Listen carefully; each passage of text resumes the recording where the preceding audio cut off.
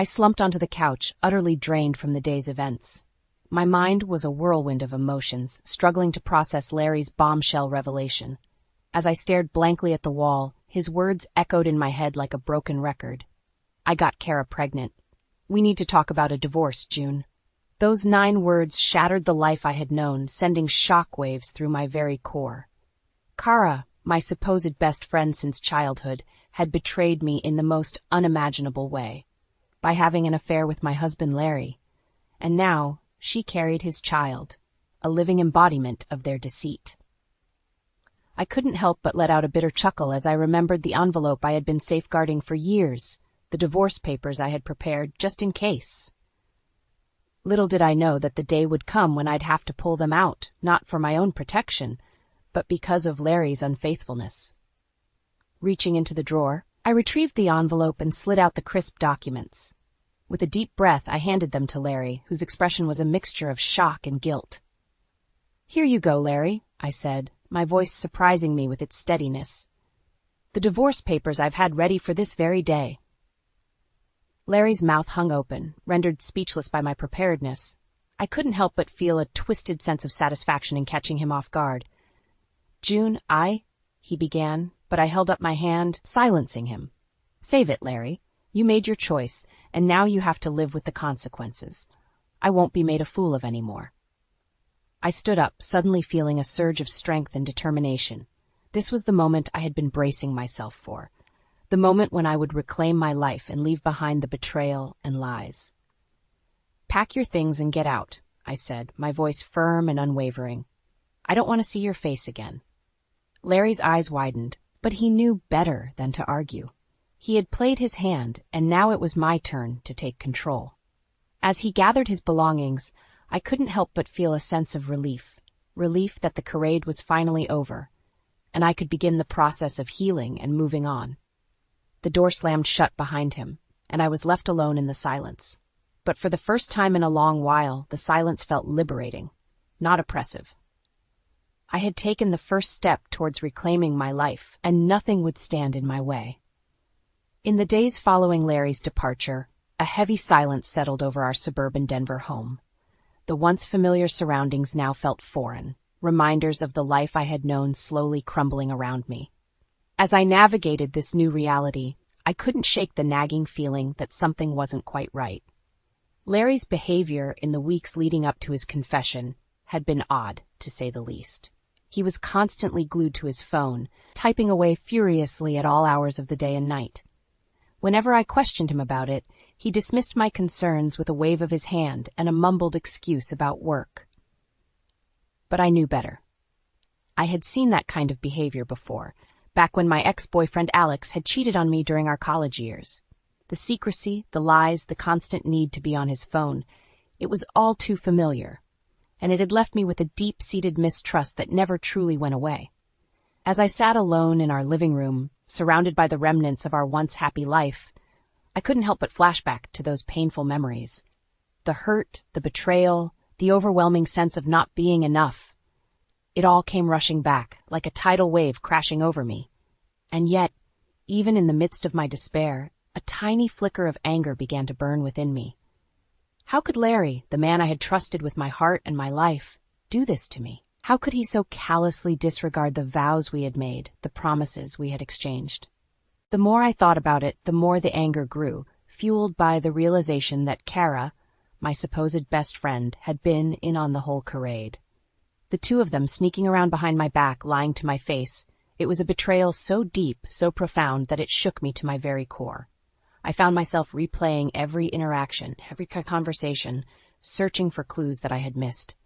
Had Kara's overly friendly behavior towards Larry been a sign? Had her constant presence in our lives been a ploy to get closer to him? The questions swirled in my mind, each one more painful than the last. But amidst the hurt and the anger, a newfound resolve began to take shape. I would not be a victim in this twisted web of deceit. I would not allow myself to be cast aside like a piece of trash, discarded and forgotten. No, I would rise above it all, and I would make them pay for what they had done to me. Larry and Kara may have thought they had won, but they had no idea what was coming their way. This was just the beginning, and I was ready to fight, for my dignity, for my self-respect, and for the life I deserved. Just when I thought the betrayal couldn't sting anymore, life decided to twist the knife even deeper. Kara, the so-called friend who had slept with my husband and gotten herself pregnant, was moving back to town. The universe really did have a sick sense of humor. At first, I tried to convince myself that it was just a coincidence. Surely, Kara wouldn't be brazen enough to rub her conquest in my face by settling down in the same town where she had destroyed my marriage. But as the weeks passed and her presence became more and more apparent, the truth became impossible to ignore. She was everywhere. At the grocery store, the coffee shop, even the park where I used to take leisurely strolls. Each time I saw her, a sickening feeling would rise in the pit of my stomach, a combination of rage and betrayal so potent that it threatened to consume me. And then there was Larry. My soon-to-be ex-husband, who had once sworn to love and cherish me, now seemed to gravitate towards Kara like a moth to a flame. Whenever I saw them together, a twisted sense of camaraderie radiating between them, it felt like a knife twisting in my gut. "June, you're being ridiculous." Larry would scoff whenever I raised my concerns. "Kara's my friend, too. There's nothing going on." Friend. The word left a bitter taste in my mouth. How could he be so blasé about the woman who had helped him demolish our marriage, our family? How could he not see the blatant disrespect in their constant togetherness? But Larry was blind to it all. Or perhaps he simply didn't care. Either way, his dismissive attitude only fueled the fire burning within me. One night, as I sat alone in the living room, stewing in my anger, the doorbell rang. I opened it to find Kara standing on my doorstep, a sickeningly sweet smile plastered across her face. "Hey, bestie," she cooed, as if nothing had changed between us. "I was in the neighborhood and thought I'd stop by." I couldn't believe her audacity. This woman, who had betrayed me in the most fundamental way, had the nerve to show up at my doorstep, acting as if we were still the closest of friends. "Don't you dare call me that," I spat, my voice dripping with venom. "You're no friend of mine, not after what you did." Kara's smile faltered, but only for a moment. "June, come on. We've been friends forever. Surely you're not going to let a little thing like this come between us?" A little thing? I could feel my blood boiling at her callous disregard for the pain she had caused. "Get out," I growled, my fists clenched at my sides. "And don't ever show your face around me again, you lying, deceitful snake." With that, I slammed the door in her face, leaving her stunned on the other side. As I leaned against the closed door, tears of rage streaming down my cheeks, I made a silent vow to myself. I would not let them win. No matter what it took, I would have my revenge. As if the betrayal of my husband and supposed best friend wasn't enough, the universe decided to pile on even more misery. Larry's mother, Evelyn, had been struggling with dementia for years, and it had finally reached a point where she could no longer live on her own. Guess who got saddled with the responsibility of being her full-time caregiver? Yep, that's right. Me. Larry, in all his infinite wisdom, decided that I was the perfect person to take on this burden, despite the fact that our marriage was crumbling around us. And of course, when I protested, he played the guilt card like a master manipulator. "June, you know how much my mom means to me," he pleaded. Those puppy dog eyes that used to melt my heart now only filling me with disgust. "I can't bear the thought of putting her in a home. Please do this for me." Do it for him? After everything he'd done, he had the audacity to ask me for favors? But I knew better than to argue. Larry had a way of twisting words and emotions, using my own fears and insecurities against me. So, like a fool, I agreed. And that's how I found myself spending my days caring for a woman who had never truly accepted me. Evelyn had always been critical of me, making snide remarks about my cooking, my cleaning, my very existence in her son's life. But now, in her more lucid moments, she would reach for my hand, her eyes pleading with me for help, for comfort. It was a twisted game of push and pull, one that left me emotionally and physically drained. One minute she would be cursing my name, calling me a useless burden on her family. The next, she would be begging me to stay, to not leave her alone. Through it all, Larry remained absent, both physically and emotionally. His visits were few and far between, and when he did show up, he was distracted, his mind clearly elsewhere. No doubt he was off gallivanting with Kara, living the life he had always dreamed of, while I was stuck in this living nightmare. The weight of it all was suffocating. I found myself longing for the days when my biggest worry was whether or not Larry would remember to pick up milk on his way home from work. Now, my days were filled with cleaning up messes, administering medication, and trying to reason with a woman who was slowly losing her grip on reality. And yet, despite the challenges, despite the constant barrage of insults and ingratitude, there was a part of me that couldn't help but feel a twisted sense of loyalty to Evelyn. After all, she was the mother of the man I had once loved more than anything in this world. But as the days turned into weeks, and the weeks into months, that loyalty began to wear thin. Larry's manipulation, his utter disregard for my well-being, had pushed me to the brink of my own sanity. And slowly, a burning desire for revenge began to take root within me. If he thought he could just discard me like a piece of trash, leaving me to care for his ailing mother while he cavorted with his mistress, he had another thing coming. I may have agreed to play the dutiful wife for now, but mark my words, I would have my vengeance, and it would be sweet. The straw that finally broke the camel's back came in the form of a private investigator's report. After months of suspicion and gut-wrenching uncertainty, I finally had the truth laid bare before me. Larry and Kara's sordid affair, complete with dates, times, and locations of their trysts. As I pored over the damning evidence, a strange sense of calm washed over me. There was no more room for doubt, no more excuses to cling to. The betrayal was real, and it cut deeper than any knife ever could. But amidst the pain, a newfound resolve began to take root. I was done being the victim, the dutiful wife who turned a blind eye to her husband's indiscretions. It was time to take action, to reclaim my life and my dignity. First, though, I had to deal with the ever-present thorn in my side. My mother. Bless her heart, she meant well, but her outdated beliefs and unwavering loyalty to the patriarchy were suffocating me. "June, honey, you have to think about this," she pleaded, her voice laced with concern. "A divorce would ruin your family, ruin Larry's life. You need to stand by your man, for better or worse." Stand by my man? The audacity of such a statement made my blood boil. Had she not seen the evidence, the cold, hard proof of his betrayal? "Mom, with all due respect, Larry made his choices," I replied, my voice steady and unwavering. "He chose to cheat, to lie, to disrespect our marriage vows. I won't be made a fool of any longer." My mother's eyes widened, taken aback by my newfound assertiveness. But before she could protest further, I held up a hand to silence her. "This is my decision, and it's final.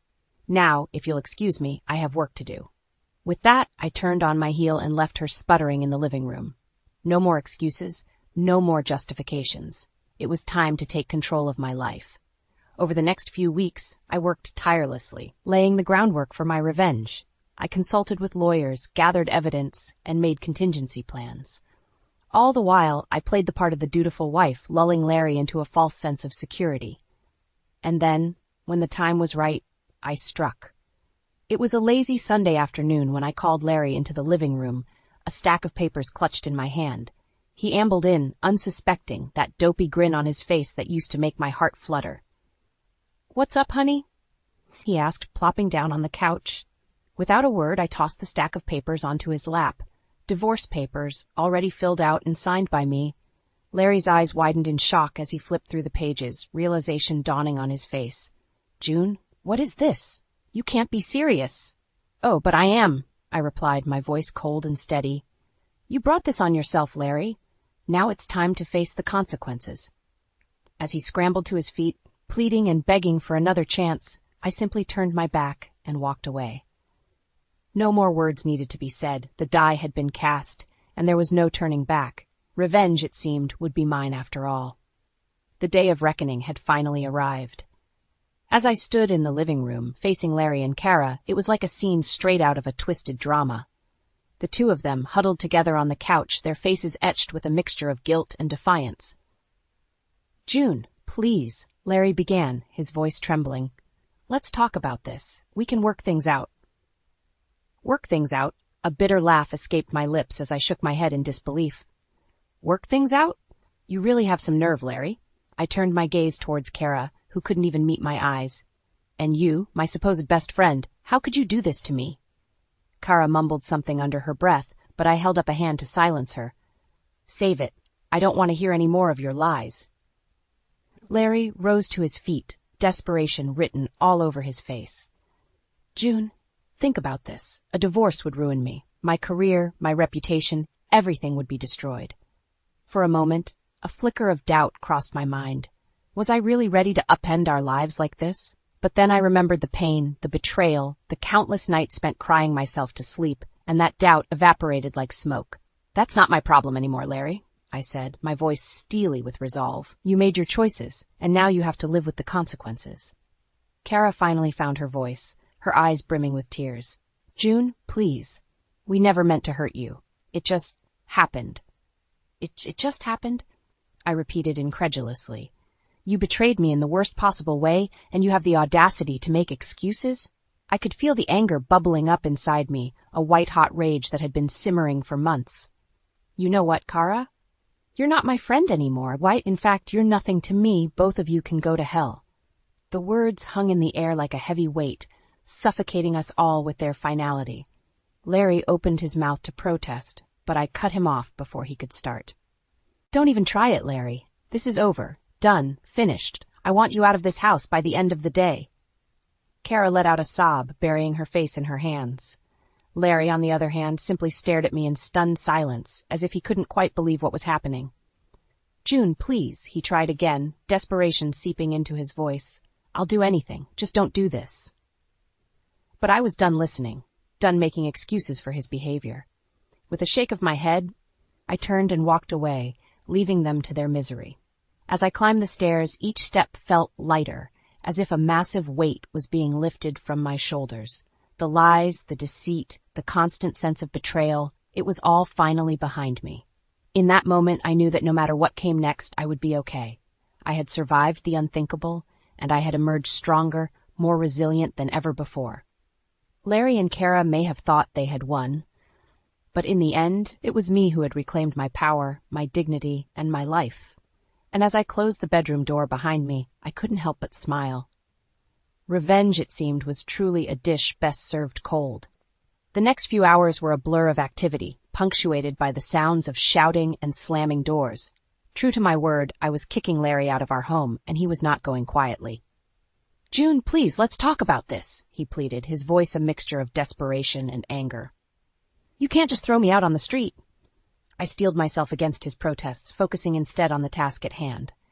With a strength I didn't know I possessed, I began gathering his belongings, clothes, books, personal effects, and tossing them haphazardly into boxes and bags. June, stop this madness, he shouted, grabbing my arm in a futile attempt to halt my progress. Think about what you're doing. I twisted out of his grasp, my eyes blazing with a fury I had never felt before. Don't you dare touch me, Larry. You lost that right a long time ago. Kara, bless her soul, had wisely chosen to remove herself from the situation, retreating to who knows where, but even her absence couldn't dampen the raging fire within me. This was it. The moment I had been waiting for. The chance to excise the cancer that had been slowly poisoning my life. With each item I packed, each memory I boxed away, I felt a sense of liberation wash over me. This was my home, my sanctuary, and I would be damned if I let Larry's betrayal taint it any longer. June, please, I'm begging you, he tried again, his voice cracking with emotion. I can make things right, I swear. Just give me another chance. Another chance? The absurdity of his request nearly made me laugh out loud. How many chances had I given him already, only to have them thrown back in my face? You had your chance, Larry, I said, my voice cold and unwavering, and you blew it. Now it's time to face the consequences. As if on cue, the doorbell rang, and I felt a surge of relief wash over me. Angela, my best friend and confidant, had arrived, not a moment too soon. I opened the door to find her standing there, a look of steely determination on her face. Without a word, she brushed past me and made her way towards Larry, who was still pleading his case. You heard the lady, Angela said, her voice leaving no room for argument. It's time for you to go. Larry's eyes widened as he took in her imposing presence. For a moment I thought he might try to argue, but one look from Angela seemed to drain him of his fight. Fine, he spat, his voice dripping with bitterness. But this isn't over, June. Not by a long shot. With that, he gathered up the boxes and bags, shooting me one last venomous glare before storming out the door and slamming it behind him. As the echoes of his departure faded, I felt myself sag against the wall, the weight of the past few hours finally catching up to me. Angela was at my side in an instant, her arms wrapped around me in a comforting embrace. "It's okay," she murmured, her voice a soothing balm to my frayed nerves. "You did the right thing. He's gone, and you're free." And in that moment, as I clung to my friend, I knew she was right. The battle had been won, and the war was finally over.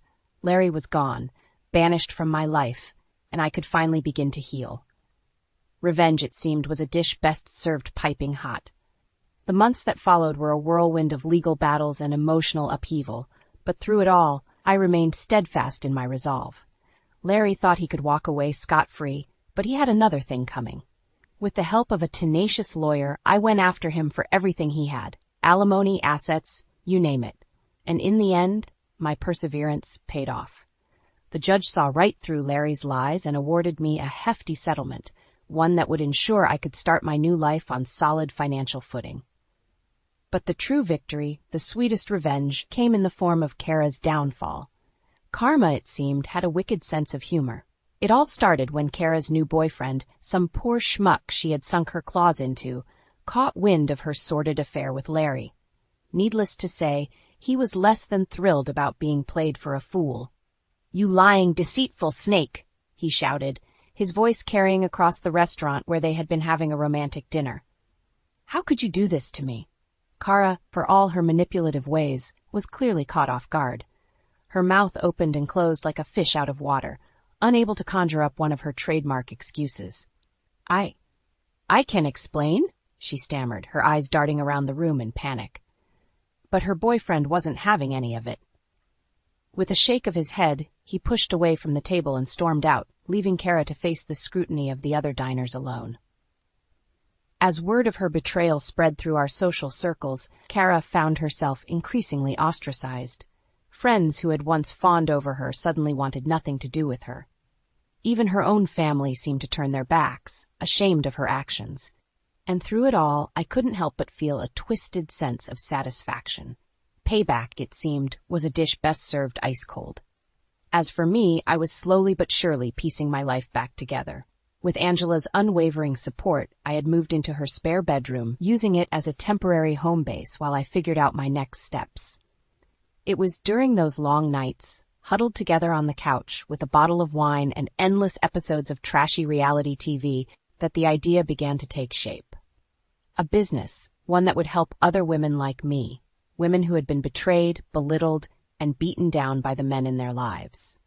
With Angela's encouragement, I took the leap, pouring my savings and settlement money into launching a boutique consulting firm. Our mission? To empower women, to help them find their strength and reclaim their lives after heartbreak and betrayal. It was a risky move, but one that paid off in spades.